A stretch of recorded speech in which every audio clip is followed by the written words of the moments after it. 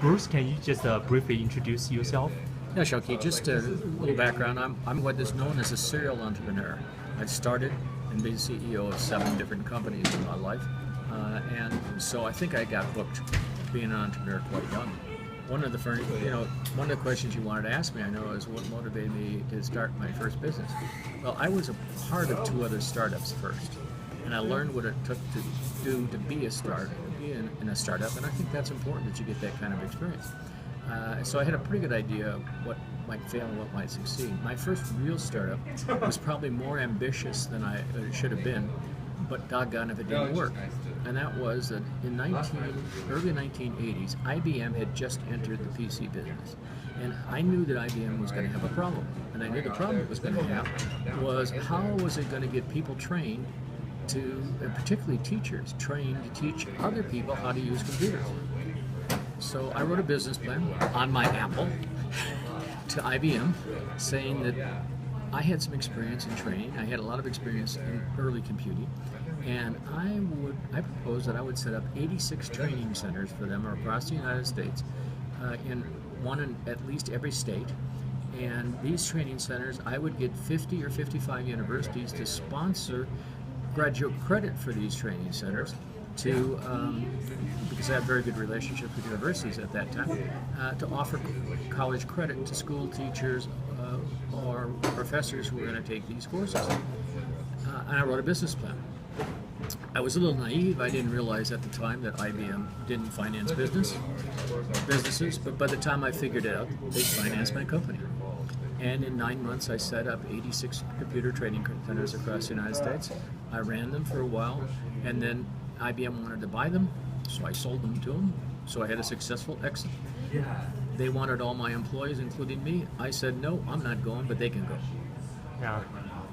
Thank you for your introduction. And I just ask you several questions. Sure. So first question is, what motivated you to start the business? And was it for love or just for money? I don't really think it was for money, which was interesting. It was more, I just had a good idea. I loved the idea. I knew I could do it. At least I was probably overconfident I could do it. So I did it. And I was lucky because I had been part of another company, and that company had been successfully sold. And so I had enough money that I had, is known in our business as a runway of maybe a year to a year and a half, where I didn't have to have a job, so I could pursue this. So I could pursue it full time, and that's what I did. Yeah, thank you. And I think you're still working for your interest, for your love, not for money. And second question is, did you quit a job, or did you use a startup as a form of self-employment? Well, as I just told you, I hadn't quit a job, we just sold the company, and so I had enough money. Yeah. And who were your key resource providers, and what was the nature of your relationship with them? Well, my key resource provider, believe it or not, was IBM. They had just started a new division, which was their PC division, and so it was brand new. And so when they were not the normal IBM, the PC division was started up as a what was called an independent business unit, and it was located in Boca Raton, Florida, so they didn't have to follow all the IBM rules. So I was able to do it that way. Okay. And what unexpected challenges have you faced as an entrepreneur? What lessons have you learned?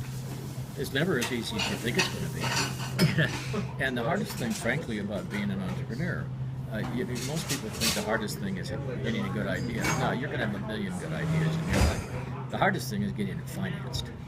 How do you get the money to do it? And in most cases nowadays, you have to be capable of living on almost nothing for a while when you first start a company, because most people aren't going to try to pay you a great salary when you come in to get financing for them to start a company. Okay, got it. And what aspects of entrepreneurship have you found harder than anticipated? What has been easier? Yeah, I just kind of answered that. It was the financing part. And what has been the biggest surprise to you in your entrepreneurship career, and why? Well, probably the biggest surprise is I love it.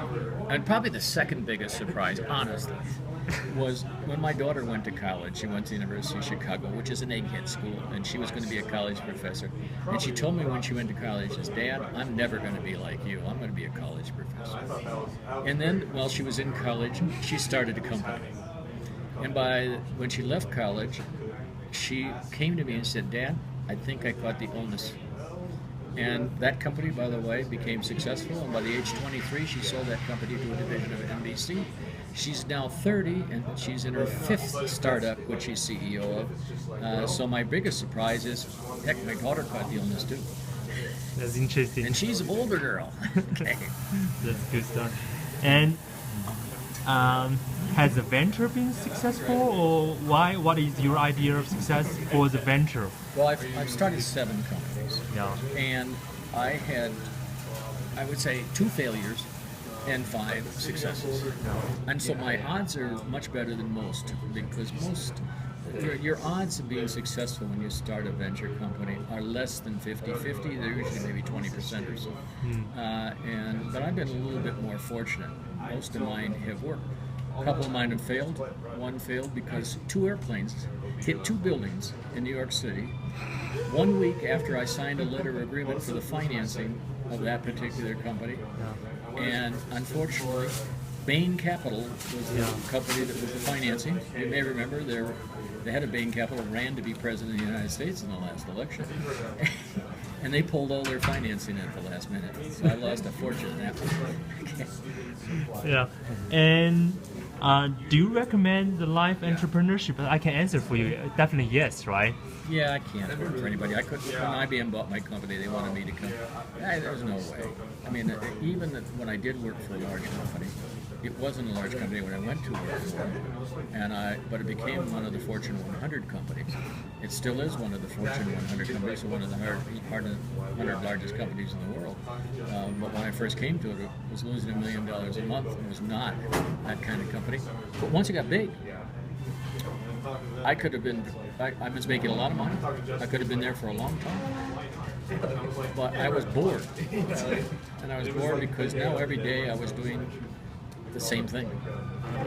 I'm not that type of person, so I left and started another company. That's very good. And who should be an entrepreneur and who shouldn't? Look, an entrepreneur, the only way you can be an entrepreneur, to be really honest with you, is that you had better not be afraid of failure. If you're afraid of failure, you're not going to be a good entrepreneur. If you can't be risk oriented. You've got to be risk oriented, and you've got to always think about one thing. And this is what I always thought about every time I started a company. What's the worst thing that happens if I fail? Well, the worst thing that happens is I got to go find a job. You know what? I started my life as a school teacher. I always knew I could go and be a substitute school teacher if I failed at anything and still be able to feed my family. Well, I came up with the next idea. You're never afraid of bankruptcy? No, I'm never. Well, did I lose a lot of money a couple times? Yes. Was I afraid of bankruptcy? Yes. But no, not really. Because the other thing that's really hard for a young entrepreneur, to be honest with you, is that what's really hard is what we have a phrase in the American West. You got to know when to hold them, and you got to know when to fold them. And a lot of people who start companies, when it becomes obvious, and it should be obvious to them, that they're not going to succeed because either they're not going to be able to get the next level of financing, or the idea isn't as unique as they thought it was.